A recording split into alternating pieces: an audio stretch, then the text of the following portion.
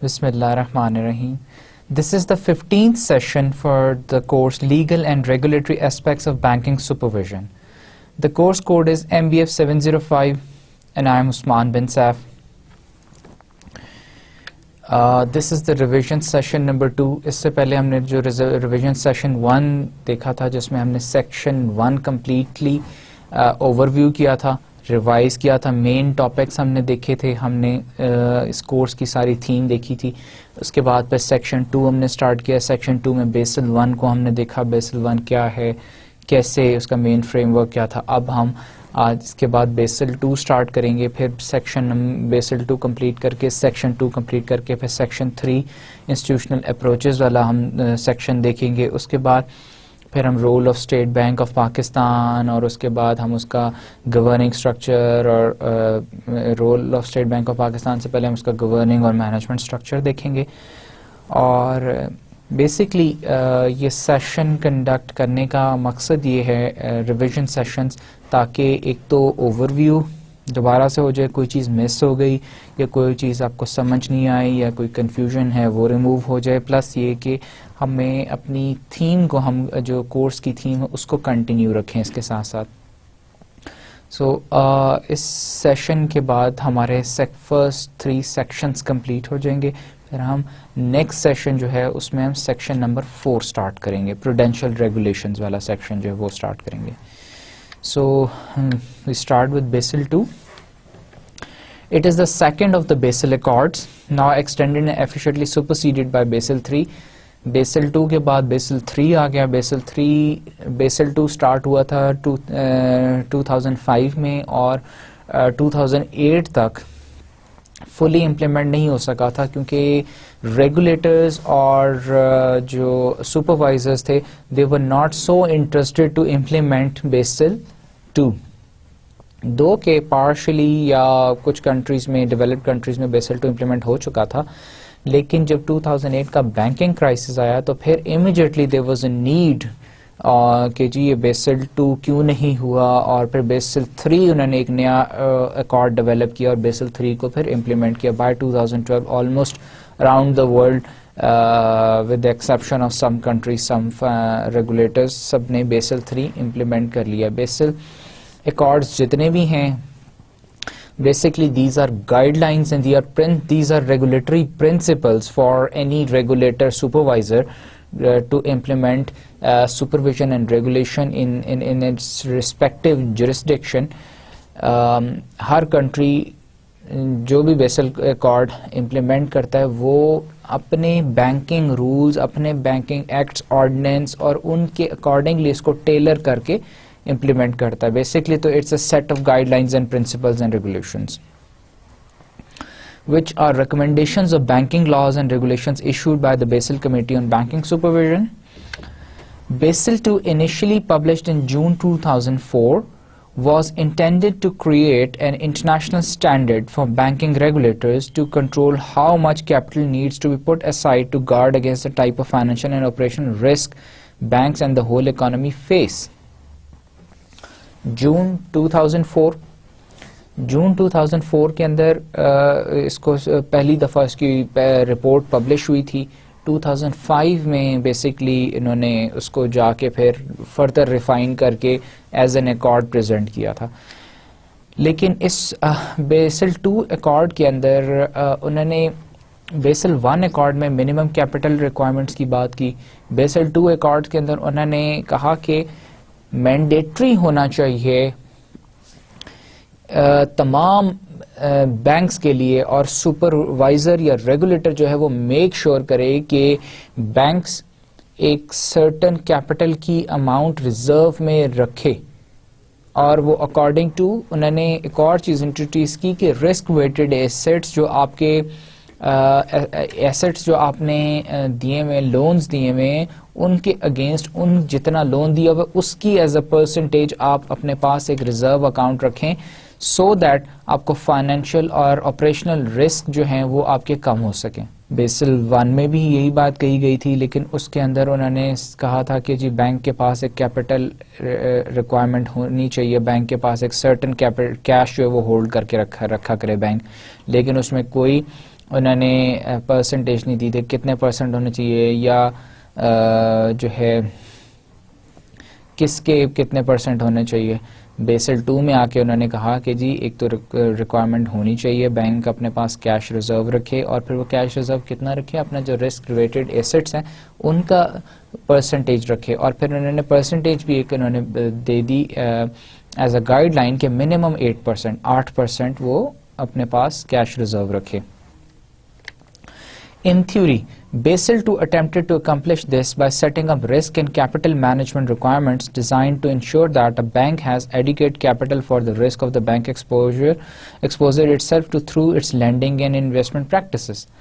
اب وہ بینک نے کہا کہ جی وہ انہوں نے بیسل 2 میں انہوں نے بیسکلی یہ بات بتائی کہ setting up risk and capital management requirement, کہ اس رسک کو کیسے مینیج کرنا ہے اور کیپٹل کو کیسے مینیج کرنا ہے, کس چیز کے لیے بات کر رہے ہیں. رسک مینیج کرنا ہے, کیپٹل مینیج کرنا ہے, دو چیزیں مینیج کرنی. کس چیز کے لیے کرنا ہے, آپ نے اپنی لینڈنگ اینڈ انویسٹمنٹ پریکٹسز کے لیے. بینک کا کیا کام ہے, بینک کا کام ہے دو بیسکلی کام ہے. ہم نے بینکنگ دیکھی تھی کہ بینک آپریشنز کیا ہوتے ہیں, دو کام ہیں. ایک تو بینک کیا ہے, ادھار دیتا ہے انویسٹمنٹ کے لیے, ٹھیک ہے, انویسٹمنٹ کرتا ہے, ادھار دیتا ہے نا, لون دیتا ہے. ایک بینک کیا کرتا ہے, ادھار لیتا ہے. میں ڈپازیٹر ہوں, میں نے بینک کو پیسے دیے تو بینک کے پاس میرا ادھار ہے, ڈپازٹ کرایا ہوا ہے میں نے بینک کے پاس, بینک نے اس کے اوپر مجھے انٹرسٹ دینا ہے. اب بینک نے وہ کہیں پیسے انویسٹ کر دیے یا سیکیورٹیز میں جہاں بھی انویسٹ کیے یا لون دے دیا, وہ بینک نے ادھار دے دیا, لون دے دیا, بینک نے وہاں سے انٹرسٹ ارننگز جنریٹ کرنی اور مجھے اس نے اس میں سے انٹرسٹ دینا ہے, اور بیچ والا جو اس کا پورشن ہے وہ اس کا اپنا ارننگز ہے, اس کا اپنا پروفٹ ہے. اب بیسل 2 میں فردر انہوں نے کیا کیا کہ 3 پلر اپروچ دے دی, 3 پلرز کا کانسیپٹ دیا کہ جی بینکنگ سپرویژن ان 3 پلرز کے اوپر ہونی چاہیے. ان 3 ریگولیشن یا سپرویژن جو ہے وہ ان وہ سٹینڈ کرنی چاہیے 3 پلرز کے اوپر. پہلا minimum capital requirement, supervisory review اور market discipline. Very essential and very appropriate. Minimum capital requirement کیا ہے کہ جی بینک کے پاس کیش ریزرو کے لیے کیپٹل ریکوائرمنٹ کیا ہونی چاہیے کہ بینک کتنا پیسے کیش ہولڈ کرے اور کتنا پیسہ لینڈ کر دے. دوبارہ ہم اس کی ایگزامپل دیکھ لیتے ہیں, بار بار ہم نے بارہا اسی ایک ایگزامپل کو ریپیٹ کر رہے ہیں کہ بینک نے, میں نے 10 لاکھ بینک کے پاس جمع کرائے, بینک نے اپنے پاس کچھ پیسے ہولڈ کر لیے, ریزرو میں رکھ لیے, اپنے والٹ میں کچھ باقی پیسے اس نے لینڈ کر دیا گیا. سپروائزری ریویو, سپروائزری ریویو کیا, بینک کو اپنا ریگولیشنز ریکوائرمنٹس جو ہیں اور اسٹرینجنٹ اسٹرکٹ کرنی چاہیے, بینک کو بہتر طریقے سے سپروائز کرنا چاہیے. کس طرح, آن سائٹ آف سائٹ جو ہے ڈے ٹو ڈے ایکٹیویٹیز کو مانیٹر کرے بینک کی. پھر اور کن چیزوں پہ سپروائز بینک کر سکتا ہے کہ بینک سپروائز کر سکتا ہے کہ بینک ایڈوائز کرے جو اس کے ہیں بینکنگ انڈسٹری, اس کو ایڈوائز کرے کہ رسک ریکوائرمنٹس کیا ہونی چاہیے, اس کے علاوہ گائیڈ لائنس کیا ہیں, ریگولیشنس کیا ہیں, آپریشنل گائیڈ لائن, مینجمنٹ کیسی ہونی چاہیے بینک کی, ہائرارکی کیسی ہونی چاہیے بینک کی, اور یہ ساری چیزیں جو ہیں سپروائزری ریویو میں آتی ہیں. پھر بات کرتے ہیں مارکیٹ ڈسپلن کی. مارکیٹ ڈسپلن کیا ہے, مارکیٹ ڈسپلن ہے کہ ریگولیٹر سپروائزری میک شور کرے کہ تمام بینک اپنی تمام فائنینشیل اور انسائڈ انفارمیشن ڈسکلوز کریں. فائنینشیل اینڈ پرائسنگ دو چیزیں جو ہے وہ اپنی ڈسکلوز کرے. میں بینک اکاؤنٹ ایک کھولنے جاتا ہوں تو بینک مجھے بتائے کہ اکاؤنٹ کھولنے کی فی کیا ہوگی, میں چیک بک کی فی کیا ہوگی, اینول فی کیا ہوگی, جتنی فی اسٹرکچر ہے ساری مجھے بتائے. اس کے علاوہ میں اگر لون لینے جاتا ہوں بینک مجھے بتائے کہ لون اتنے % انٹرسٹ پہ ملے گا, انسٹالمنٹ لیٹ ہونے پہ اتنا فائن ہوگا, پروسیسنگ چارجز یہ ہوں گے. اس کے علاوہ بینک اپنے مجھے یہ بھی بتائے کہ بینک کی فائنینشیل پوزیشن کیسی ہے, کتنے پروفٹ میں ہے, بینک کی جو سیکیورٹیز ہیں اس کی پرائسنگ انفارمیشن مجھے دے, تاکہ مجھے پتا چلے کہ یہ بینک ساؤنڈ ہے, یہ بینک کی ریٹنگ اچھی ہے, بینک اچھا پرفارم کر رہا ہے. جو بینک اچھا پرفارم کر رہا ہوگا میں اسی کے پاس اپنے پیسے جمع کراؤں گا. مجھے اپنے پیسے تو بڑے پیارے ہیں, پیسے تو نہیں میں ویسٹ کرنا چاہتا. سو Basel II stands on these three pillars for supervision and regulation. Basel II میں انہوں نے کہا کہ جی سپرویژن کرنے کے لیے, ریگولیشن کرنے کے لیے ان تین پلرز کو ہونا ضروری ہے. Now the Basel II and the global financial crisis. اب ورلڈ وائڈلی یہ ڈسکشنز ہوئیں کہ جی Basel II جب موجود تھا, امپلیمنٹ بھی ہوا تھا, تو گلوبل فائنینشیل کرائسس کیوں ہوا؟ پھر ہم نے گلوبل فائنینشیل کرائسس جب لاسٹ سیشن میں دوبارہ اوور ویو کیا تھا, پڑھا تھا, دیکھا تھا ہم نے, اس میں یہ بات ڈسکس کی تھی کہ بھائی گلوبل فائنینشیل کرائسس کی ایک ریزن یہ بھی تھی کہ بینکس نے کہ جو ریزرو ریکوائرمنٹ تھی اس کو فالو نہیں کیا. بینکس نے کیا کیا کہ اپنے پاس کیش ریزرو رکھنے کے بجائے سارا کا سارا انہوں نے لون دے دیا تھا. اب بینک کے پاس ایونچولی پیسے نہیں تھے, کیش ریزرو ہی نہیں تھا. تو پھر کیوں گلوبل فائنینشیل کرائسس ہوا جب بیسل II آلریڈی اویلیبل تھا, امپلیمنٹڈ تھا. The role of Basel II both before and after the global financial crisis has been discussed widely. While some argue that the crisis demonstrated weakness in the framework, others have criticized it for actually increasing the effect of the crisis. بہت سارے critics نے کہا کہ کیونکہ Basel II کا frame work جو تھا week تھا, یا پراپرلی بیسل II امپلیمنٹڈ نہیں تھا, یا اس میں ریگولیٹرز نے امپلیمنٹ کیا نہیں تھا, ایک یہ وجہ ہو سکتی ہے. یا ایک وجہ بہت سارے کریٹکس نے یہ بھی کہا کیونکہ بیسل II آلریڈی اویلیبل تھا, اس کی وجہ سے گلوبل فائنینشیل کرائسس اور زیادہ انہینس ہو گیا. In a sense, they forced private banks, central banks and the regulators to rely more on assessment of credit risk by private rating agencies. Thus, part of the regulatory authority was abdicated in favor of private rating agencies. Now, ابھی ہم نے دو باتیں کی, ایک تو Bessel II کی وجہ سے بینکنگ کرائسس ہونا نہیں چاہیے تھا, اور ایک بیسل II کی وجہ سے بینکنگ کرائسس اور زیادہ بڑھ گیا, انہینس ہو گیا. ہونا نہیں چاہیے تھا کہ پہلی کی وجہ تو یہ کیونکہ بیسل II پراپرلی امپلیمنٹڈ نہیں تھا, فریم ورک ویک تھا, اس وجہ سے بھی یہ ایک وجہ تھی. بڑھ جانے کی وجہ یہ بھی تھی کیونکہ بیسل II میں جو نمبر 2 پلر ہے سپروائزری ریویو, سپروائزری ریویو میں کریڈٹ رسک اسیسمنٹ ہے. کریڈٹ رسک اسیسمنٹ کے لیے کیونکہ انویسٹرز نے, انڈیویجول انویسٹرز نے, انویسٹنگ کمپنیز نے, انویسٹمنٹ بینکرز نے, سب نے زیادہ ٹرسٹ کرنا شروع کر دیا تھا کریڈٹ ریٹنگ ایجنسیز پہ.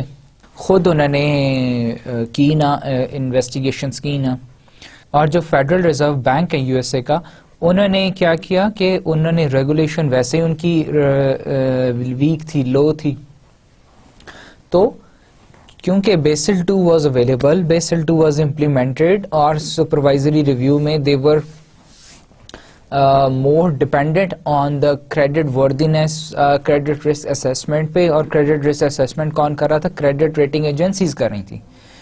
اب کریڈٹ ریٹنگ ایجنسیز کی کیونکہ ریٹنگ ٹھیک نہیں تھی, غلط, اس کی وجہ سے کیا ہوا, کریڈٹ ریٹنگ ایجنسیز کی وجہ سے اور زیادہ انہینس ہو گیا ہمارا جو گلوبل فائنینشیل کرائسس تھا, کیونکہ لوگ ڈپینڈنٹ تھے کریڈٹ ریٹنگ ایجنسیز پہ, ٹرسٹ کر رہے تھے کریڈٹ ریٹنگ ایجنسیز کو, اور کریڈٹ ریٹنگ ایجنسیز کی ایونچولی ایویلویشنز خراب نکل آئیں, کریڈٹ ریٹنگ سسٹم ٹھیک نہ نکلا. کریڈٹ ریٹنگ ایجنسیز نے اپنی کریڈٹ ریٹنگز بار بار ریوائز کرنی شروع کر دیں.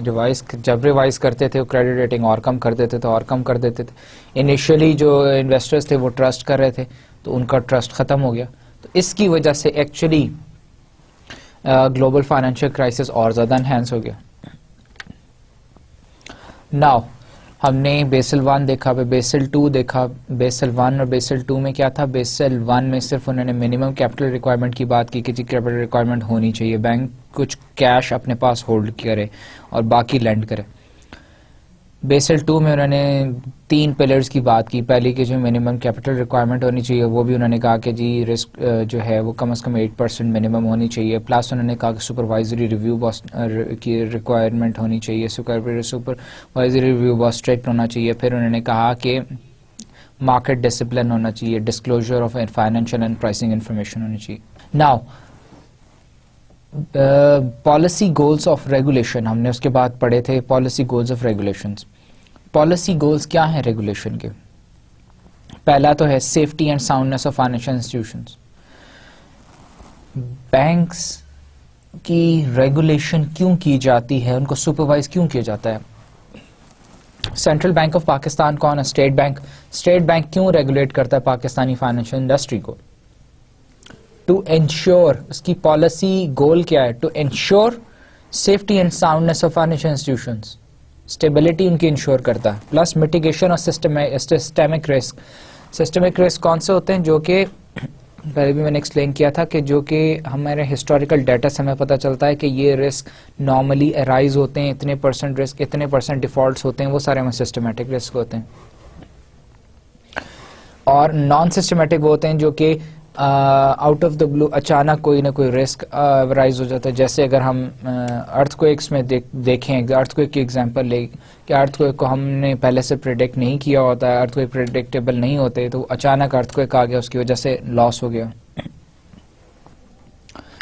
دین fairness and efficiency of market. Fairness and efficiency of market جو ہے کو دیکھتے ہیں, ریگولیشنس دیکھتی ہیں, اس کا ایک پالیسی گول ہے پروٹیکشن آف کسٹمر. ایونچوئل جو سب سے موسٹ امپورٹنٹ گول ہے ریگولیٹر کا وہ ہے protection of customers and investors, so that customers and investors have trust on the financial system and they keep on putting deposits and investments in the banks and the financial system.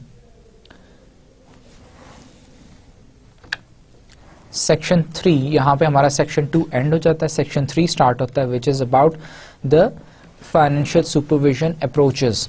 ہم نے 4 approaches دیکھی تھیں financial supervision کے لیے which are very important. اور ہم نے یہ بھی دیکھا تھا کہ یہ صرف 4 اپروچز نہیں ہیں, there are others as well, لیکن میجر 4 ماڈلز یہی ہیں.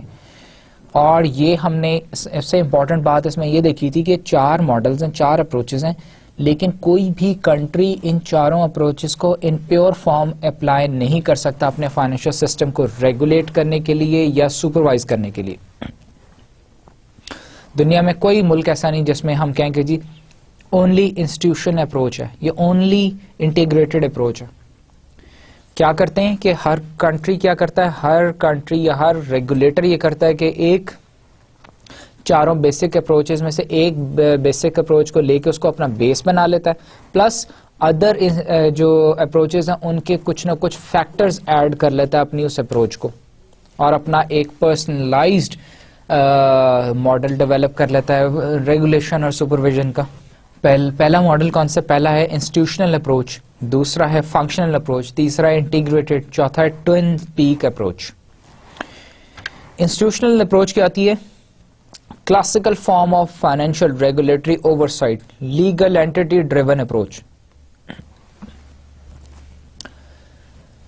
ایک انسٹیٹیوشن ہے, وہی انسٹیٹیوشن جو ہے کیا کہتے ہیں ریسپانسبل ہے تمام جو ریگولیشن کے تمام ایسپیکٹس کو وہی دیکھتا ہے,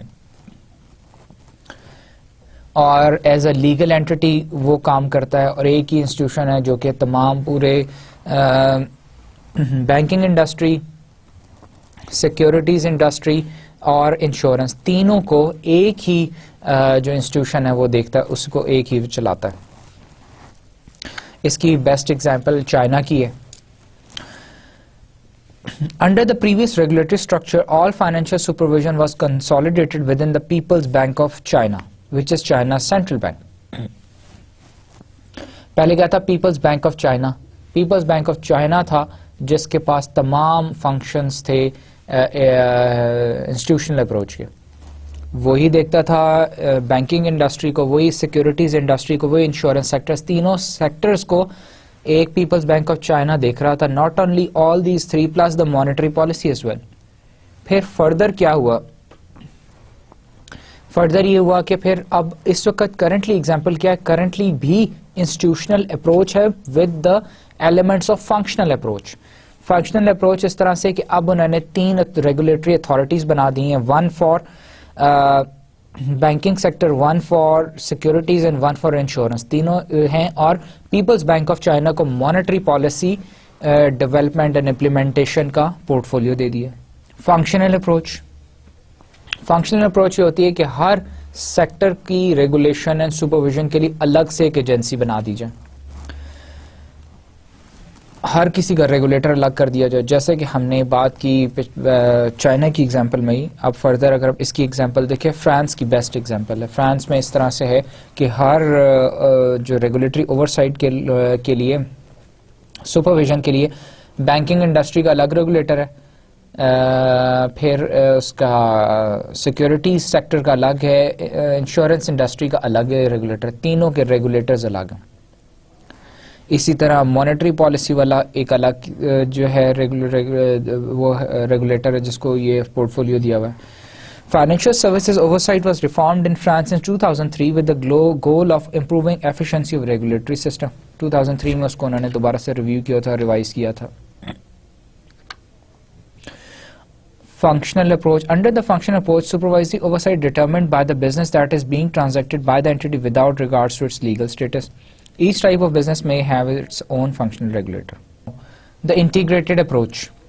Under the integrated approach, there is a single universal regulator that conducts both safety and soundness oversight and conduct of business regulation for all the sectors of financial services businesses.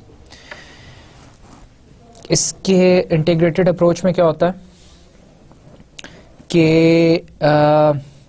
ہم نے پہلی دیکھی تھی institutional approach دیکھی تھی. Institutional approach میں ایک institution ہے پیپلز بینک آف چائنا, اس کے نیچے پھر انہوں نے ہر سیکٹر کا الگ الگ ریگولیٹر بنا دیا جو کہ سارے رپورٹ کر رہے ہیں انسٹیٹیوشنل اس کو جو پیپلز بینک آف چائنا کو.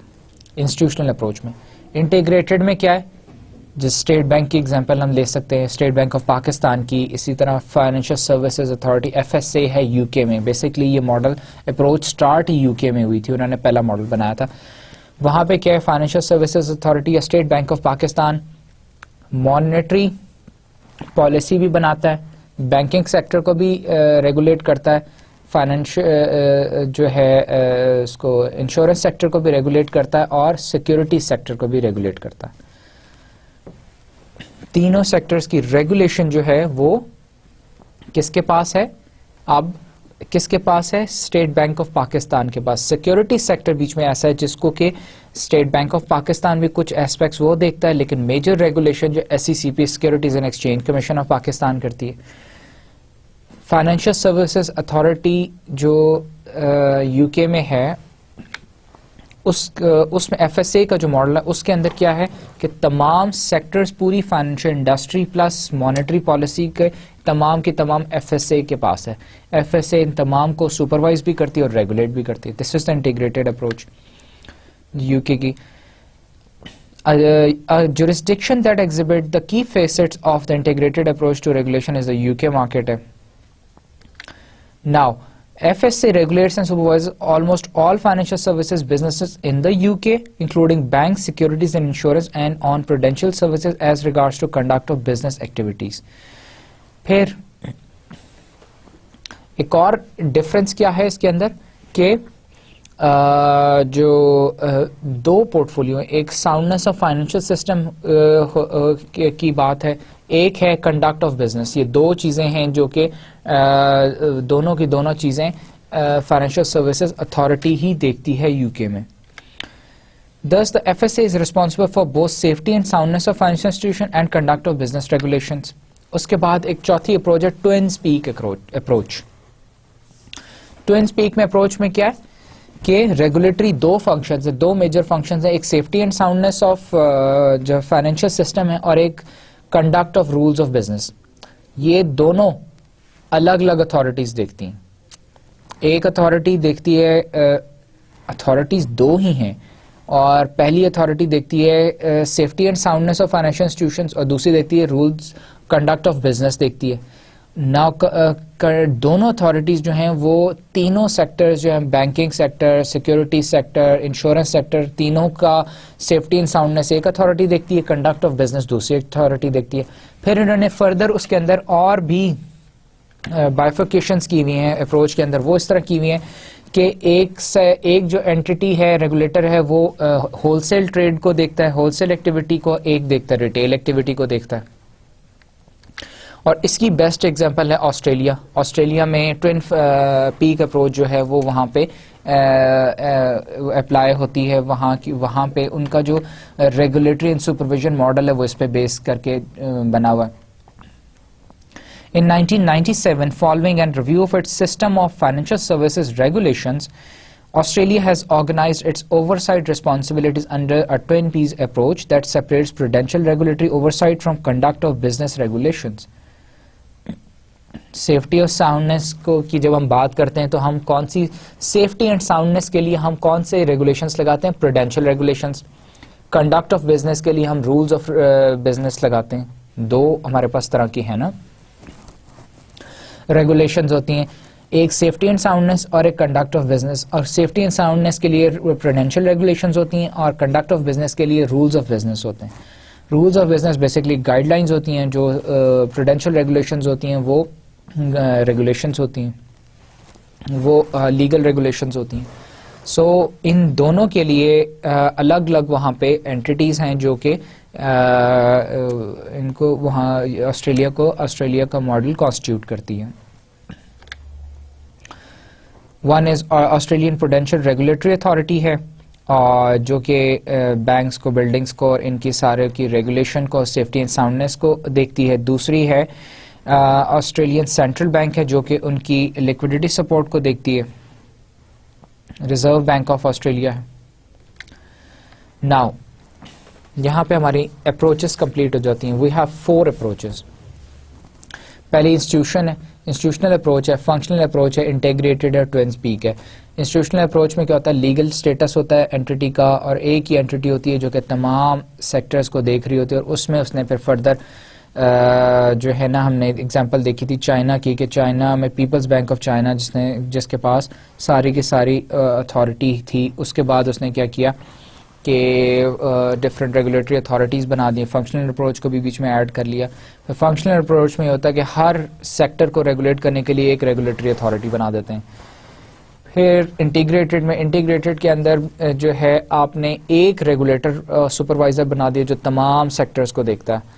پھر ٹوین پیک کو دیکھیں, اگر ٹوین پیک کی ہم بات کرتے ہیں اس میں ریگولیشن 2 طرح کی ہوتی ہیں. ایک ہوتی ہے سیفٹی اینڈ ساؤنڈنس کو ہم دیکھتے ہیں, اور دوسری ہوتی ہے کنڈکٹ آف بزنس. تو سیفٹی اینڈ ساؤنڈنس کی پروڈینشیل ریگولیشنز ہوتی ہیں, دوسرے کے لیے رولز آف بزنس ہوتے ہیں. تو ان دونوں پیکس کے لیے ہم نے 2 الگ الگ ریگولیٹری اتھارٹیز بنا دیں جو کہ تمام سیکٹرز کو کہ ایک سیفٹی اینڈ ساؤنڈنس انشور کرتی ہے اور ایک رولز آف بزنس انشور کرتی ہے. دین ہم بات کرتے ہیں اوور ریگولیشن کی. اوور ریگولیشن کیا ہوتی ہے؟ While the economic rationale of financial regulation is well established, there is nevertheless an ever-present potential to over-regulate in the process impose avoidable cost on the system and on the suppliers and consumers of financial services. State Bank of Pakistan regulations لگاتا ہے financial industry of Pakistan پہ. ایک regulation ہے کہ جتنی regulation required ہے اتنی ہی restrictions اور لمیٹیشنز لگائے. ایک ہے کہ جتنی ریکوائرڈ اس سے زیادہ ریسٹرکشنز اس کو اسٹرکٹ کر دے, اس سے زیادہ ریگولیشنز اپلائی کر دے. تو کیا ہوگا؟ کاسٹ آف ریگولیشنز بڑھ جائے گی فائنینشیل انڈسٹری کے لیے. ریگولیشن کی کاسٹ تو فائنینشیل انڈسٹری نے دینی ہے نا, تو فائنینشیل انڈسٹری کی کاسٹ بڑھ جائے گی. ناؤ ایسا کیوں ہوتا ہے کہ ریگولیشنز بڑھ جائے؟ ریگولیشنز ایک نارملی ٹینڈنسی ہے, اگر ایک ریگولیٹر سپروائزر ہے, الگ اینٹی ہے, تو اس کی ایک ویسی ٹینڈنسی ہوتی ہے کہ وہ زیادہ اسٹرکٹنیس برتاؤ کرے اپنی فائنینشیل انڈسٹری کے ساتھ, کیونکہ اس کا مقصد یہ ہوتا ہے اوور ریگولیٹ کرے. اس کا مقصد یہ ہوتا ہے تاکہ کوئی فائنینشیل رسک یا کوئی ایسا کرائسس نہ آئے دوبارہ فائنینشیل انڈسٹری میں. فائنینشیل انڈسٹری کو بیسکلی پروٹیکٹ کرنے کی بات ہے. لیکن کاسٹ آف ریگولیشن ایکچولی کون بیئر کرتا ہے؟ Customer, in the form of price. میں کسٹمر ہوں، آپ ریگولیٹر ہیں، یہ فائنینشیل انڈسٹری ہے. فائنینشیل آپ نے ریگولیٹ کرنا ہے فائنینشیل انڈسٹری کو، اور کاسٹ کس نے بیئر کرنی؟ فائنینشیل انڈسٹری نے. لیکن ایونچولی فائنینشیل انڈسٹری نے کاسٹ ریکور کہاں سے کرنی ہے؟ مجھ سے، کسٹمر سے، اور میں نے پرائس پے کرنی ہے. وہ اس پرائس میں اس کی کاسٹ انکلوڈیڈ ہے. اب ایز اے کسٹمر میں ریگولیٹر کو کوئی پرائس نہیں پے کرتا، تو میں کیونکہ پرائس پے کرتا ہوں فائنینشیل انڈسٹری کو، تو اس لیے میں چاہتا ہوں ان کے اوپر زیادہ ریگولیشنز لگیں، اور میں ریگولیٹر سے ڈیمانڈ کرتا ہوں زیادہ ریگولیشنز. اور ریگولیٹر کیونکہ آلریڈی ٹینڈنسی ہے اس کی اوور ریگولیشن کی، تو ریگولیٹر بھی کیا کرتا ہے کہ زیادہ اور زیادہ ریگولیشنز بڑھا دیتا ہے. تو اس لیے ڈیمانڈ بھی زیادہ ہے، سپلائی بھی زیادہ ہے ریگولیشنز کی اینڈ سپرویژن کی. کیونکہ میرے لیے تو ریگولیٹر سے جو ریگولیشن ڈیمانڈ کرنا، it is a free good for me. Cost تو کیونکہ انڈسٹری نے دینی، آل دو کہ کاسٹ اس نے میرے سے پرائس میں چارج کر لینی ہے، لیکن پھر بھی مجھے تو as a free good he مل رہی ہے نا. وہ زیادہ ریگولیشنس لگائے گا تو مجھے تو فری ہے، میں تو پرائس ہی دینی ہے. This is coupled with a risk-averse regulator who is blamed when there are regulatory failures but not praised when they are not.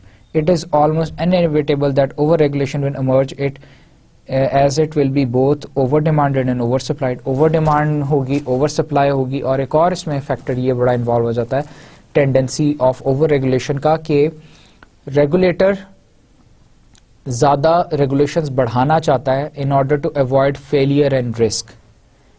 ٹھیک ہے، کیونکہ اگر فیلئر یا رسک ہوگا تو لوگ سارا کا سارا بلیم ریگولیٹر پہ ڈال دیں گے. لیکن ریگولیٹر اگر جو ہے رسک نہیں ہوگا تو اس کے لیے اپریشیٹ تو نہیں کریں گے، لیکن بلیم تو سارا ریگولیٹر پہ ڈالیں گے. تو ریگولیٹر وہ بلیم نہیں لینا چاہتا فیلئر کا، رسک کا. وہ پروٹیکٹ کرنا چاہتا ہے safety and soundness of the financial system. تو اس وجہ سے وہ زیادہ سے زیادہ ریگولیٹ کرے گا. Now, there are universal functions which are the same for all the regulators. Regulatory authorities یا supervisory authorities کے کچھ ایسے یونیورسل بیسک فنکشنز ہیں جو کہ تمام کے تمام ایگزیکیوٹ کرتے ہیں. یونیورسل فنکشنز جنہیں کہتے ہیں. سب سے پہلا تو ہے کہ prudential regulations for the safety and soundness of financial system. Prudential regulations کون سی ہوتی ہیں؟ Prudential regulations انہیں کہتے ہیں جو کہ رسک اوائڈ کرتی ہیں، رسک کو کیٹر کرتی ہیں، اور یہ they are based on judgment and reasoning. وہ ریگولیشنز جو کہ رسک کو کم کرتی ہیں، they are based on judgment and reasoning, انہیں پروڈینشیل ریگولیشنز بھی کہتے ہیں. پروڈینشیل کو اگر ہم اردو میں بات کریں تو محتاط ایک ہوتا ہے، پروڈینشیل ایکٹیویٹیز ہوتی ہیں کہ محتاط طریقے. پروڈینشیل انویسٹمنٹ ہوتی ہے کہ آپ محتاط انویسٹمنٹ کریں جس میں آپ رسک کو بھی دیکھیں کہ رسک بھی کم ہے اور میری انویسٹمنٹ بھی سیف ہے، اسے پروڈینشیل انویسٹمنٹ کہیں گے.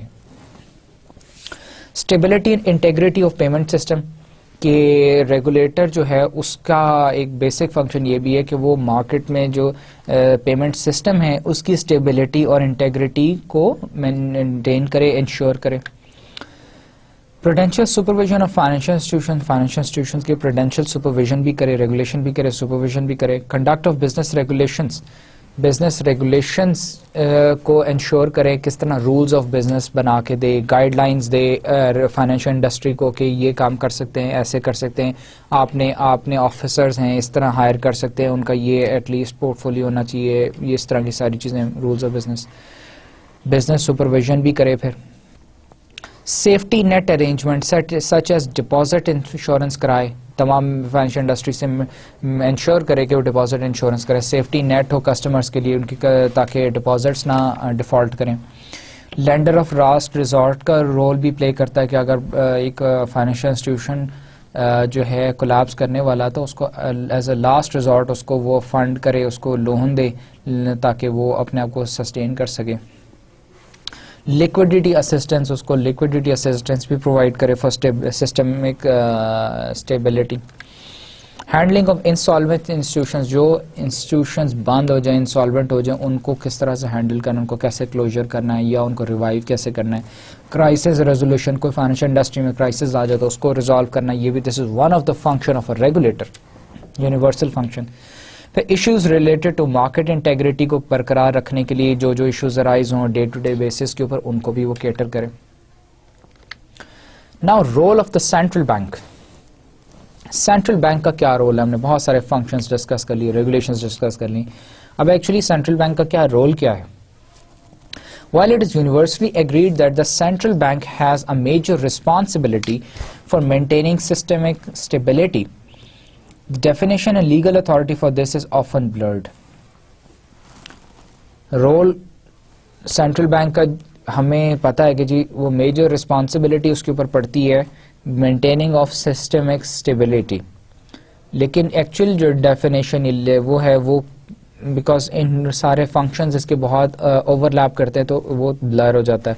Financial stability usually refers to the risk to the financial system as a whole and integrity of payment systems. پورے ہم جب فائنینشیل اسٹیبلٹی کی بات کرتے ہیں, فائنینشیل اسٹیبلٹی کیا ہوتی ہے؟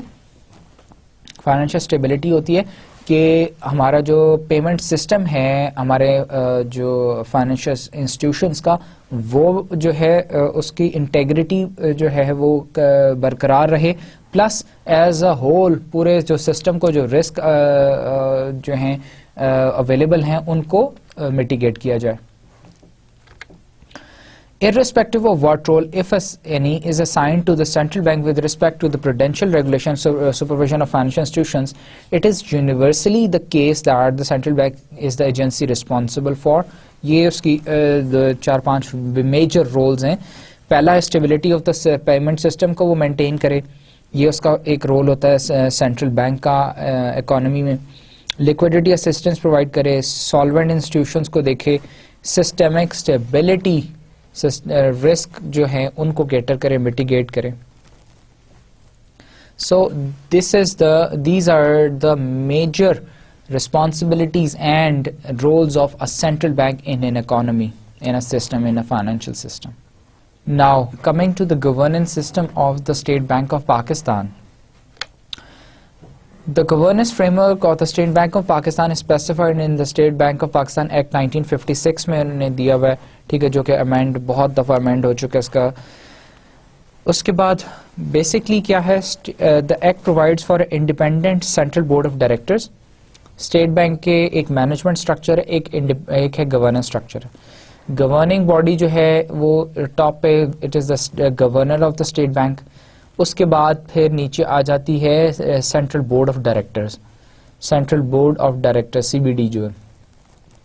سینٹرل بورڈ آف ڈائریکٹر جو ہوتا ہے اس میں کیا ہوتا ہے, ایک تو اس کا چیئر پرسن گورنر ہوتا ہے, اس کے بعد ایک کارپوریٹ سیکرٹری ہوتا ہے, پھر اس کے بعد دیر آر منیمم 7 یا 9 اس کے اندر ڈائریکٹرز ہوتے ہیں, جو کہ کیا ہوتے ہیں آؤٹ آف 7 جو ہیں وہ 7 ڈائریکٹرز وہ ہوتے ہیں جو کہ کہاں سے آتے ہیں, نامینیٹڈ ہوتے ہیں by the federal government of Pakistan. ہم ابھی بات کر رہے تھے سینٹرل بورڈ آف ڈائریکٹرز کی. سینٹرل بورڈ آف ڈائریکٹرز کے اندر اس کا جو گورنر ہوتا ہے, وہ جو چیئر پرسن ہوتا ہے وہ governor state Bank of Pakistan ہوتا ہے. اس کے بعد ایک کارپوریٹ سیکرٹری ہوتا ہے, پھر اس کے بعد 7 یا 9 ڈائریکٹرز ہوتے ہیں, اور آؤٹ آف دیم 7 ڈائریکٹرز وہ ہوتے ہیں جو کہ they are nominated by the federal government of Pakistan. اور فیڈرل گورنمنٹ آف پاکستان کس طرح نامینیٹ کرتی ہے, ہر پروونس, 4 پروونسز ہیں, ہر پروونس سے ایک ڈائریکٹر نامینیٹ کرتی ہے, پلس 3 ادر ڈائریکٹرز. جو 3 ادر ہوتے ہیں وہ سیکٹر اسپیشلسٹ ہوتے ہیں. ایک ایگریکلچر سیکٹر سے ہوتا ہے, ایک انڈسٹریل سیکٹر سے ہوتا ہے, ایک بینکنگ سیکٹر سے. تینوں سیکٹر سے ایک اسپیشلسٹ ہوتا ہے جو کہ نامینیٹ کرتی ہے فیڈرل گورنمنٹ, اور وہ کمپرائز کرتے ہیں سینٹرل بورڈ آف ڈائریکٹرز کی, جو سینٹرل بورڈ آف ڈائریکٹرز کو کمپرائز کرتے ہیں. Now central board of directors وہ باڈی ہے جو کہ اسٹیٹ بینک کے تمام ڈیسیجنس لیتی ہے اور ان کو تمام کو اپروو کرتا ہے. وہ جو اپروول باڈی ہے وہ گورنر ہے. گورنر اس وقت currently it's a lady doctor Shamshad Akhtar ہیں جو کہ سے اس وقت کرنٹلی گورن کر رہی ہیں. پھر سینٹرل بورڈ آف ڈائریکٹرز کے نیچے دیر آر 5 کمیٹیز. ہر کمیٹی کا ڈفرینٹ، ہم ابھی رول آگے دیکھیں گے کیا کیا رول ہیں. وہ سارے اپنی پالیسی میکنگ اور رول پلے کرتے ہیں اور وہ اپنی میٹنگز کرتے رہتے ہیں اور وہ اس کے بعد اپنے ڈیسیجنز لے کے سینٹرل بورڈ آف ڈائریکٹر میں جاتے ہیں. سینٹرل بورڈ آف ڈائریکٹرز جو ہے اس کو ڈسکس کرتی ہے اور پالیسیز بناتی ہے اور اس پہ ڈیسیجنز دیتی ہے. Now state Bank of Pakistan جو ہے it is an autonomous body of government of Pakistan اور the Act 1956 provides an independent central board of directors and empowers it with general superintendence and direction of affairs of the business of the bank. جیسے ابھی میں نے explain کیا, the governor is the chairperson of the central board and manages the affairs of the bank on its behalf. Except for the governor, all directors of the central board are non-executive. جتنے ہوتے ہیں post ہوتی ہیں central board of directors, اس میں صرف ایک governor ہوتا ہے جو کہ گورنر اسٹیٹ بینک کون اپوائنٹ کرتا ہے؟ President of Pakistan. وہ ایک ایگزیکٹو پوسٹ ہوتی ہے, باقی سارے نان ایگزیکٹو ممبرس ہوتے ہیں. اس کے بعد committees constituted by the central board of governors comprised of non executive directors and representatives from the management. They carry out comprehensive review and analysis of various proposals before they are taken to the central board. وہ reviews, proposals بناتے رہتے ہیں, policies بناتے رہتے ہیں اور proposals کو review کر کے وہ لے کے جاتے ہیں سینٹرل بورڈ میں, وہاں پہ ڈسکس ہوتے ہیں, اس پہ ڈیسیجنس لیے جاتے ہیں, پالیسی ڈیسیجنس لیے جاتے ہیں. پھر there is another CMT جیسے کارپوریٹ مینجمنٹ ٹیم کہتے ہیں. یہ تو ہم نے گورننس اسٹرکچر کی بات کی. پھر ایک مینجمنٹ اسٹرکچر ہے, کارپوریٹ مینجمنٹ ٹیم ہے جو کہ over all operations of the central bank کی ذمہ دار ہوتی ہے, رسپانسبل باڈی ہوتی ہے. دا central board of directors consist of governor, secretary finance, 7 naan executive directors including 1 director from each province. جیسے میں نے بھی بتایا, ایک تو گورنر اس کا چیئر پرسن ہوتا ہے, ایک سیکرٹری فائنانس ہوتا ہے, ایک کارپوریٹ سیکرٹری ہوتا ہے, پھر اس کے بعد 7 نان ایگزیکٹو ڈائریکٹرز ہوتے ہیں جو کہ فیڈرل گورنمنٹ نامینیٹ کرتی ہے. Corporate Secretary plays a key role to ensure timely provision of relevant information to all the directors for review before meetings. Corporate Secretary کا کیا کام ہے؟ بیسکلی ہر میٹنگ کے اندر وہ موجود ہوتا ہے, ہر میٹنگ کے ڈیسیجنس کو وہ دیکھتا ہے اور وہ ٹائملی انفارمیشن پرووائڈ کرتا ہے تمام ڈائریکٹرس کو بفور دا میٹنگز, اور جو بھی کوئی ان کو انفارمیشن ریکوائرڈ ہوتی ہے پرووائڈ کرتا ہے. پلس کارپوریٹ سیکرٹری کا ایک بہت بڑا اور اس کو کام دیا ہوا ہے کمپلائنس کا. جتنی مینجمنٹ کمیٹی کی میٹنگز ہوتی ہیں, جتنی سینٹرل بورڈ کی میٹنگ ہوتی ہیں, ان تمام میٹنگز کے ڈیسیجنز جو ہوتے ہیں ان کی کمپلائنس کارپوریٹ سیکرٹری دیکھتا ہے کہ اب ایک میٹنگ ہے, اس میں ایک ڈیسیجن لے لیا گیا, اب وہ آیا اس مینجمنٹ کمیٹی نے وہ ڈیسیجن امپلیمنٹ کیا یا نہیں کیا. اس چیز کو وہ governor of the State bank کو رپورٹ کرتا ہے, کمپلائنس دیکھتا ہے اس کی.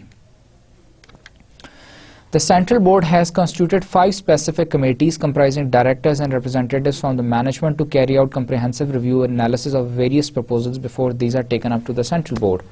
جیسا کہ پہلے بھی ایکسپلین کیا, 5 کمیٹیز ہیں, ہر کمیٹی کا اپنا ایک وہ ہوتا ہے ڈائریکٹر ہوتا ہے اور وہ ڈفرینٹ ایریاز میں کام کر رہی ہیں اور پالیسیز اور پروپوزلس کو ایویلویٹ کرتی ہیں اور وہ لے کے جاتی ہیں سینٹرل بورڈ میں, وہاں پہ ڈسکس ہوتا ہے اور پھر اس پر ڈیسیجن لیے جاتے ہیں.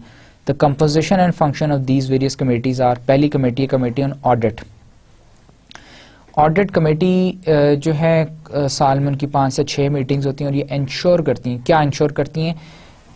ناٹ اونلی اسٹیٹ بینک کی financial statements, auditing, accounting, reporting processes, the system of internal controls and corporate governance of the state bank.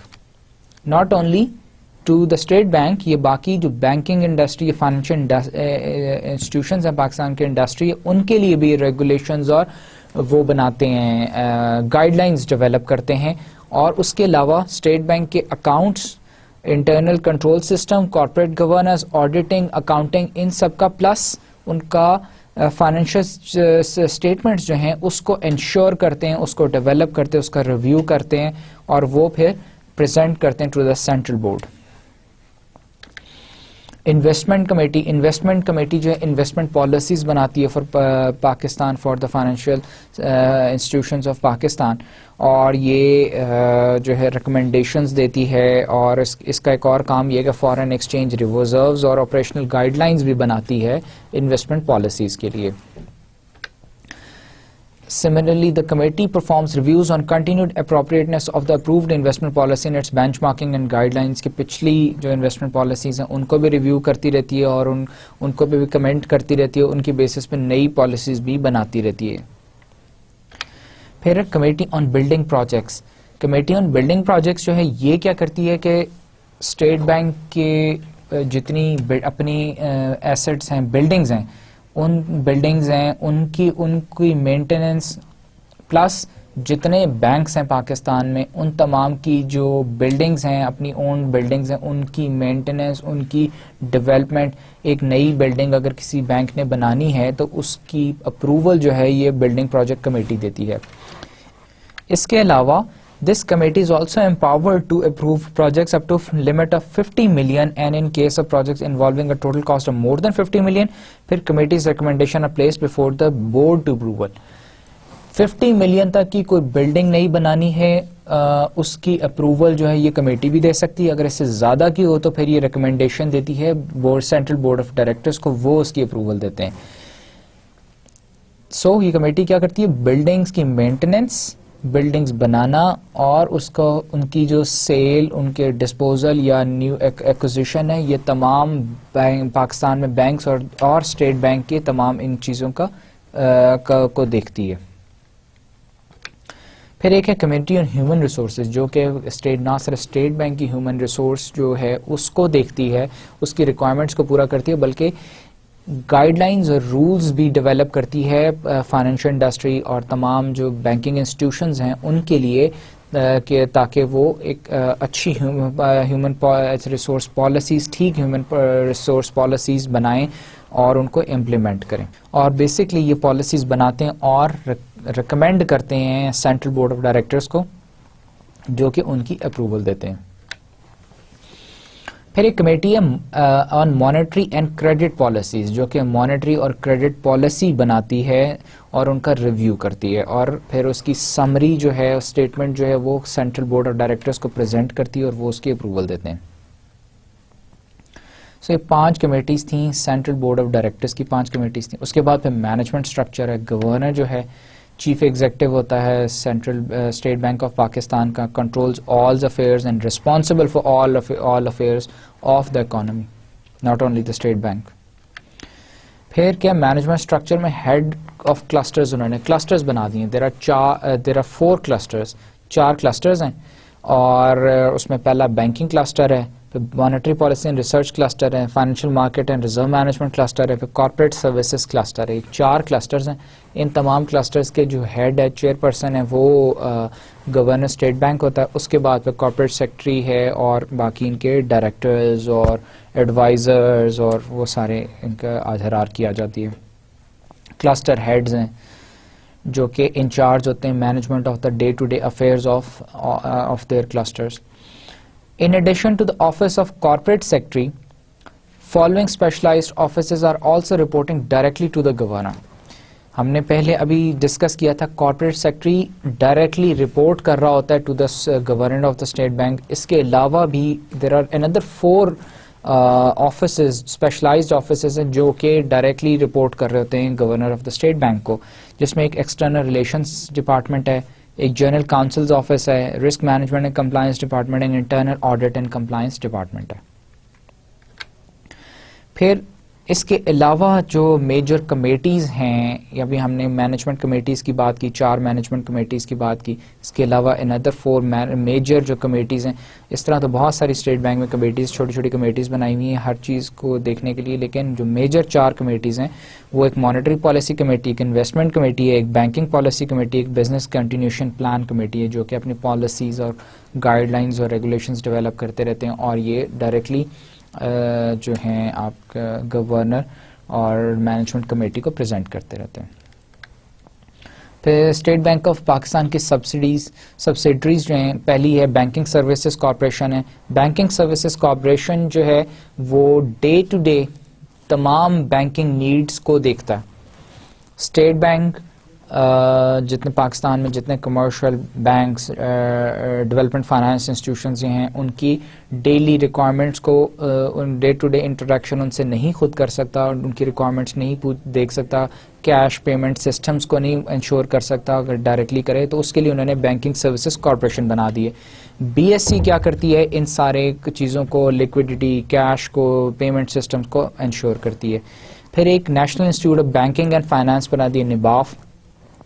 نباف جو ہے یہ پاکستان میں کی تمام بینکس کی ٹریننگ نیڈز کو پورا کرتا ہے, not only of the State Bank but all other banks. اس میں اسپیشلائزڈ بینکنگ کورسز کرائے جاتے ہیں اور اس کی ڈگری ایوارڈنگ انسٹیٹیوٹ ہے. اور ان دونوں سبسڈریز کا جو چیئر پرسن ہے وہ اسٹیٹ بینک آف پاکستان, وہ governor of the State Bank of Pakistan ہوتے ہیں. Core functions of the State Bank of Pakistan, specifically ہم بات کر رہے ہیں کور فنکشنز. ہم نے پہلے roles of the central bank پڑھے, فنکشنز پڑھے, بہت ساری ہم نے یونیورسل فنکشنز پڑھے. اب پاکستان کے جو ایکٹ ہے اسٹیٹ بینک ایکٹ 1956 ہے, اس کے accordingly what are the core functions of the State Bank of Pakistan. پہلا تو اس میں اسٹیٹ بینک آرڈر تھا 1948 کا, جس کے اندر اس کو ڈیفائن ایسے کیا گیا تھا اسٹیٹ بینک کا فنکشن کہ regulate the issue of bank notes and keeping of reserves with a view to secure monetary stability in Pakistan and generally to operate the currency and credit system of the country to its advantage. یہ پہلی 1948 کا state Bank of Pakistan order جو تھا اس کے اندر definition یہ تھی state Bank کے function کی کہ جب اسٹیٹ بینک کیا کرے گا, ریگولیٹ کرے گا, بینک ایشو نوٹس ایشو کرے گا, نوٹ کے ان کو ریزروز کو دیکھے گا, اس کے علاوہ مانیٹری اسٹیبلٹی کو دیکھے گا, پھر currency and credit system of Pakistan کو یہ انشور کرے گا, دیکھے گا. The scope of the bank's operations were considerably widened جب 1956 اسٹیٹ بینک ایکٹ آیا تو اس میں انہوں نے اس کو اور انکریز کر دیا. اس میں انہوں نے پھر کہا کہ regulate the monetary and credit system of Pakistan and to foster its growth in the best national interest with a view of securing monetary stability and fuller utilization of country productive resources. Horizon کو, scope کو بہت Broad کر دیا. پہلے تو scope کیا تھا state Bank کا کہ جی نوٹس ایشو کرنے ہیں, مانیٹری اور کریڈٹ سسٹم کو دیکھنا ہے. اب انہوں نے کیا کہا جی مانیٹری اینڈ کریڈٹ سسٹم کو تو ریگولیٹ کرنا ہے, پلس فائنینشیل انسٹیٹیوشن کی گروتھ کو فور کاسٹ کرنا ہے, اس کے in the best national interest of Pakistan ان کو گائیڈ کرنا ہے, ان کو سپروائز کرنا ہے, اور اس کے علاوہ مانیٹری اسٹیبلٹی کو دیکھنا ہے, fuller utilization of country's productive resources کو دیکھنا ہے کہ وہ یوٹیلائز ہو بھی رہے ہیں یا نہیں ہو رہے ہیں, ان کا بھی ریویو کرنا. یہ سارا portfolio State Bank of Pakistan کو دے دیا گیا in the State Bank of Pakistan act 1956. اس کے بعد کیا ہوا, exchange in the State Bank act gave full and exclusive authority to the State Bank to regulate the banking sector, to conduct an independent monetary policy and to set limit on government borrowings from the State Bank of Pakistan. اس کے بعد کیا کیا, changes in the State Bank act gave full and exclusive authority, autonomous کر دیا, full authority دے دی State Bank of Pakistan کو کہ وہ ریگولیٹ کرے بینکنگ سیکٹر کو, انڈیپینڈنٹ مانیٹری پالیسی بنائے, and set limit on the government borrowing کے اوپر بھی ایک لمٹ سیٹ کر سکتا ہے State Bank of Pakistan. Like a central bank in any developing country, State Bank of Pakistan performs both the traditional and development functions to achieve macroeconomic goals. اپنی economic stability کے لیے traditional اور developmental دونوں functions جو ہیں وہ State Bank of Pakistan perform کرتا ہے.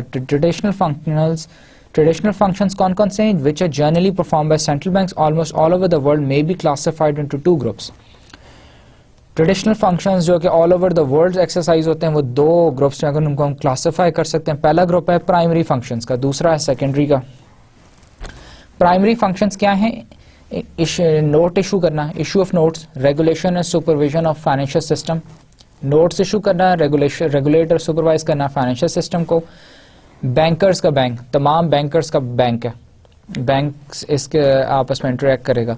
لینڈر آف لاسٹ ریزورٹ کو, بینک بند ہونے لگے تو اس کو آخری لون جو ہے وہ اسٹیٹ بینک دے سکتا ہے اس تاکہ وہ بینک کو بچایا جا سکے. Banker of the government of Pakistan کا بینک ہے, بینک کے گورنمنٹ آف پاکستان کے سارے پیسے ٹرانزیکشن اسٹیٹ بینک کے تھرو ہوتے ہیں.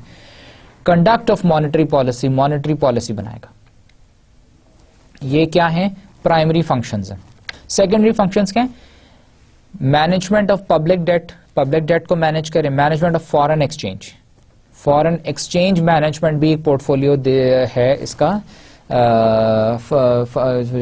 Traditional function of State bank.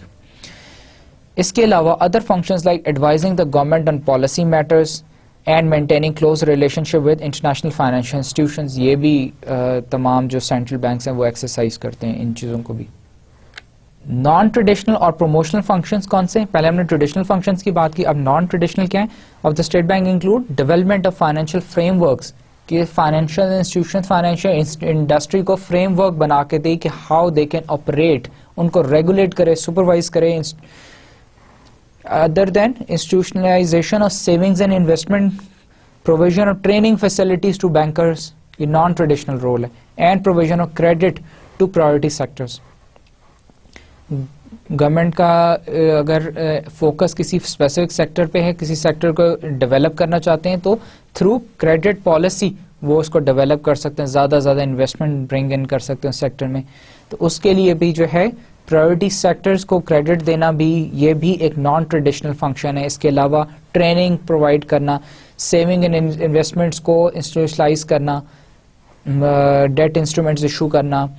پھر اس کے علاوہ جو ہے development of financial frame works جو ہے یہ بھی ایک نان ٹریڈیشنل یا پروموشنل فنکشن ہے اسٹیٹ بینک آف پاکستان کا. The State Bank also has been playing an active role in the process of Islamization of the banking system. اب کیا ہے پچھلے کچھ ایک ڈیکیڈ سے Islamic banking in the Islamic countries جو ہے it is a major topic of debate ہے کہ why not Islamic banking. تو اسلامک بینکنگ بھی اکارڈنگ ٹو شریعہ لاز بھی جو ہے اسٹیٹ بینک بہت سارے اس وقت اسلامک بینکس مارکیٹ میں اویلیبل بھی ہیں اور آہستہ آہستہ اس کے اوپر بھی کام ہو رہا ہے. فریم ورکس بن رہے ہیں, سپرویژن ریکوائرمنٹس بن رہی ہیں, ریگولیٹری فریم ورکس بن رہے ہیں اسلامک بینکنگ کی, وہ بھی امپلیمنٹ ہو رہے ہیں. یہ بھی اسٹیٹ بینک آف پاکستان ایک رول اس میں بھی پلے کر رہا ہے. Main responsibilities of the State Bank of Pakistan کیا ہیں؟ پاکستان میں سب سے پہلی ہے regulation of liquidity, cash reserves. پھر ensuring the soundness of financial system, جو کہ ایک یونیورسل ریکوائرمنٹ بھی فائنینشیل سسٹم کو انشور کرنا ہے. Exchange rate management and balance of payments, exchange rate requirements اور balance of payment it is اندر پورٹ فولیو جو کہ main responsibility of the State Bank of Pakistan, جو کہ state Bank of Pakistan conduct کرتا ہے پاکستان. پھر ہے یہ تو ہم نے بات کی main major responsibilities of the State Bank of Pakistan. پھر ڈیولپمنٹل رول کیا اسٹیٹ بینک کا پاکستان میں؟ Developmental responsibility of central bank in development country goes well beyond the regulatory duties.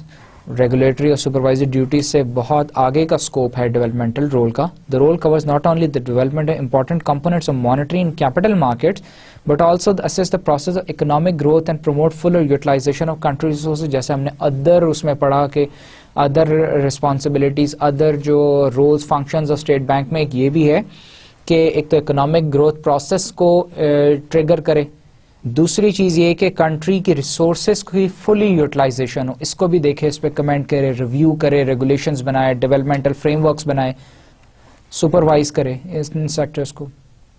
This is another developmental role of the State Bank of Pakistan. But the bank's participation in the development process has been in the form of اور یہ development process کس طرح سے State Bank of Pakistan اس کو کر رہا ہے, ایگزیکیوٹ کیسے کر رہا ہے؟ ریہیبلیٹیشن آف بینکنگ سسٹم کو ریوائیو کر رہا ہے. Development of new financial systems, institutions and debt instruments. ایک تو نئے فائنینشیل انسٹیٹیوشنز بن رہے ہیں, ڈیٹ انسٹیٹیوشن, سیکورٹائزیشن انسٹرومنٹس نئے آ رہے ہیں, ان کو جو ہے انٹروڈیوس کر رہے ہیں in order to promote financial intermediation. Establishment of development financial institutions plus directing the use of credit according to selected developmental priorities.